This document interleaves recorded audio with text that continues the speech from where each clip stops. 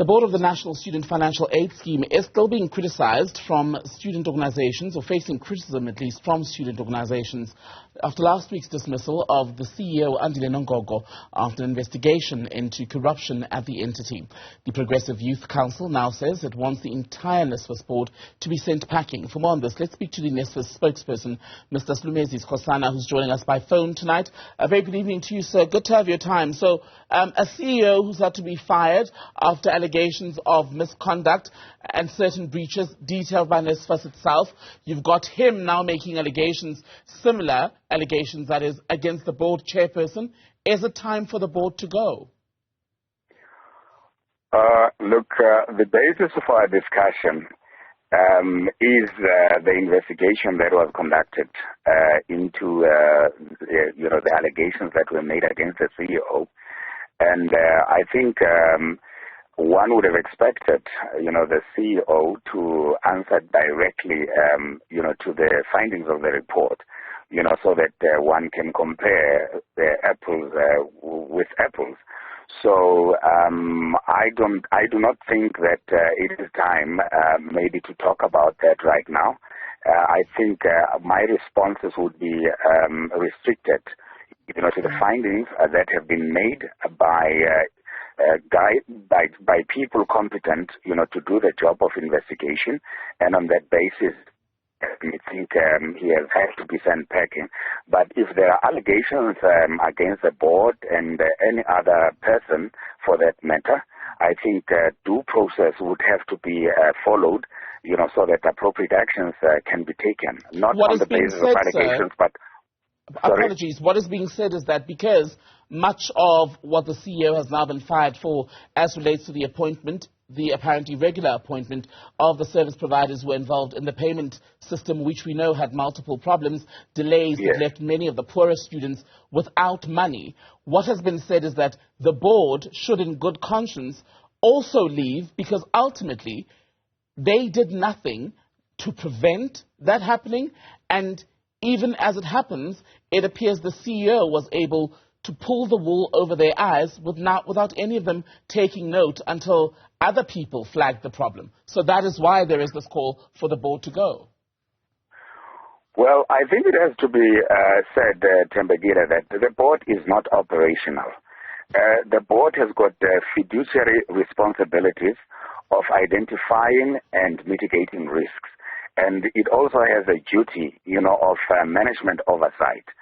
So when there was an indication, of course, patients, as per findings of OUTA and other, people, that there was some act of transgression that the CEO could have been involved in, the board did what it was supposed to do, to say, here's a risk for somebody that is holding a position of trust, responsible for 47.6 billion budget per annum.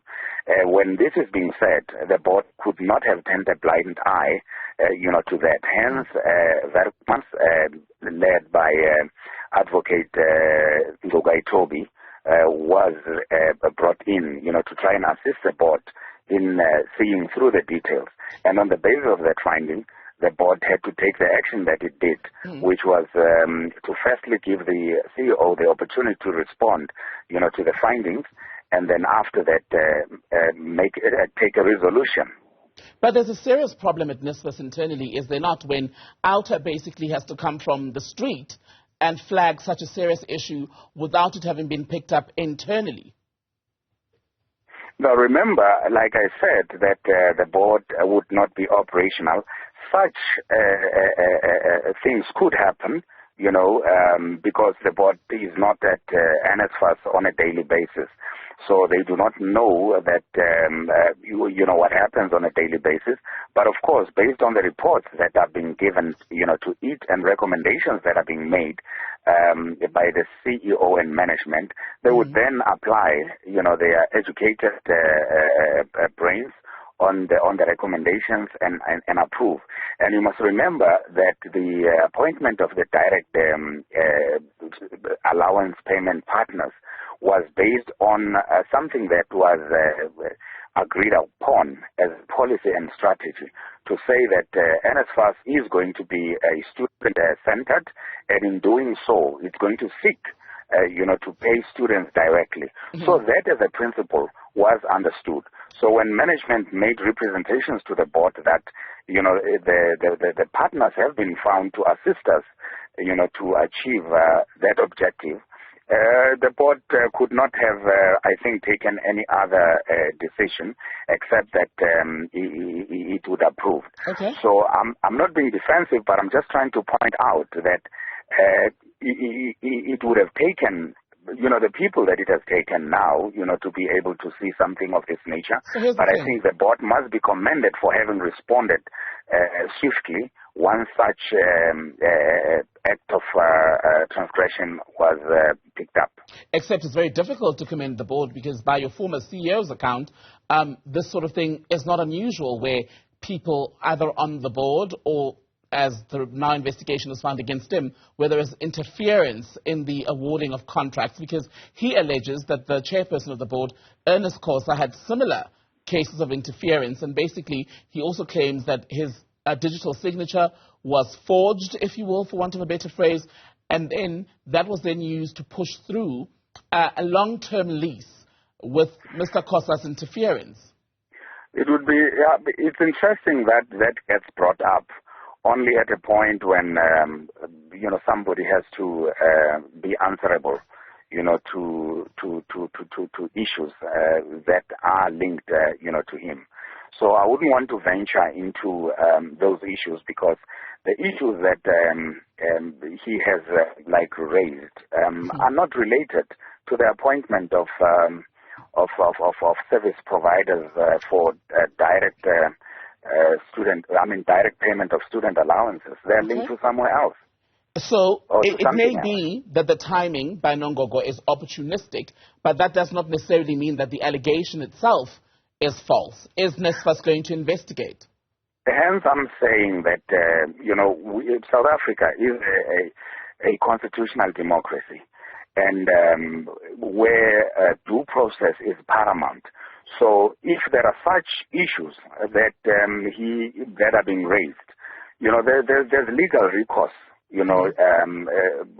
for such, to be investigated and somebody to face up to them. Is it being investigated? Because the allegation is already out there, and as you know, in this country, with our corruption problem, the fact that the allegation against someone as senior on the board exists is already serious enough to warrant that NSFAS itself clear this up factually with some sort of evidence, some sort of investigation.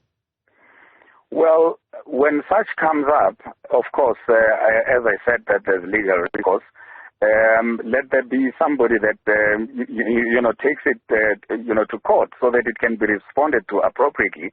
But to pick it up from the media without any sort of written or taking somebody to court, how do you then respond? You can't investigate yourself.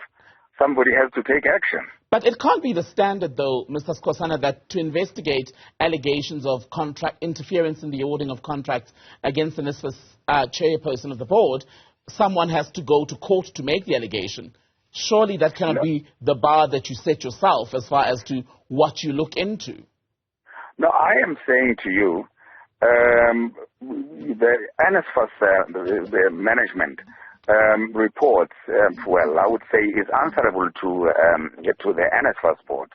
And when a transgression was spotted on the management side, the board acted.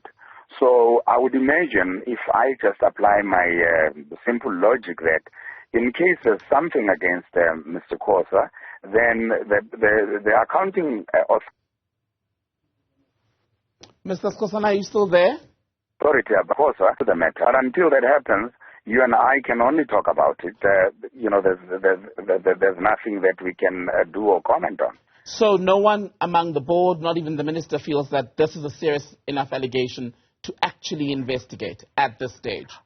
Well, at this stage, I'm not aware of such allegation being taken. not to be serious enough. No, I'm not aware of the minister maybe intending to take action or not. And the board itself, has it discussed these allegations? I'm not aware of that as well, because the board has been preoccupied with the findings of the report that has come through from Vetmans and indicating that it would implement it in its entirety.